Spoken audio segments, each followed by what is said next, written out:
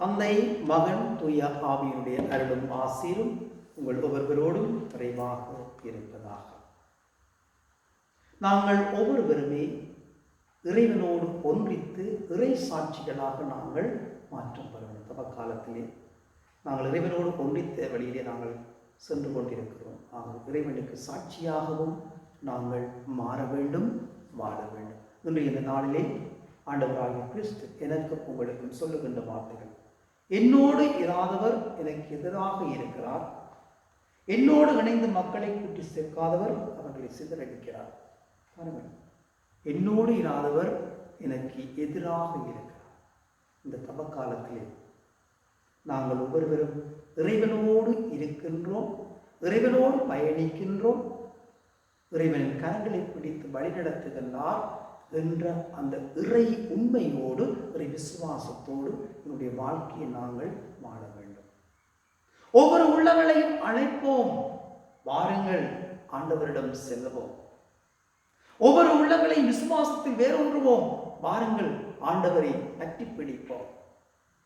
ஒவ்வொரு உள்ளங்களையும் ஆண்டவருடைய வழியிலே நடத்தி செல்ல வாருங்கள் எல்லோரும் ஆண்டவரோடு ஒன்றித்து பயணமாகுவோம் என்ற அந்த மனநிலைகளோடு நாங்கள் வாழ்ந்து கொண்டிருக்கிறோம். நான் ஒரு கிறிஸ்தவன் என்று சொல்லிக்கொண்டு என்னுடைய சுயநல போக்கிலும் நான் போன போக்கிலும் நான் என்ற மமதியிலும் இருந்தால் நான் கிறிஸ்துவை அனுபவிக்க முடியாது, கிறிஸ்துவை என்னுடைய வாழ்க்கையிலே ஏற்றுக்கொள்ள முடியாது, கிறிஸ்துவை நான் எப்பொழுதுமே கண்டுகொள்ள முடியாது.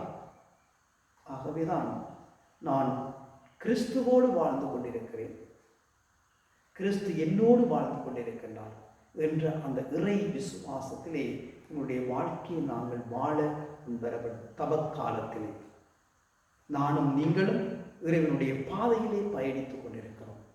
பாதை மாறாமல், பாதை தடுமாறாமல் நேரிய வழியிலே கிறிஸ்து என்னை அழைத்து செல்லுகின்றார் என்ற விசுவாசத்தின் பாதையிலே, அன்பின் பாதையிலே, தூய்மையின் பாதையிலே, ஒற்றுமையின் பாதையிலே, மகிழ்ச்சியின் பாதையிலே எல்லோரையும் சேர்க்கும் கருவிகளாக நாங்கள் ஒரு மாற்றம் பெற ஆண்டவரோடு பயணமாகவும் அன்னை மேரி மூலமாக எல்லோரும் ஒன்றித்த மக்களாக ஆழ்வோம். எல்லாம் இறைவன் தந்தை, மகன், தூய ஆவி அனைவரையும் விரைவாக ஆசீர்வதிப்பார்.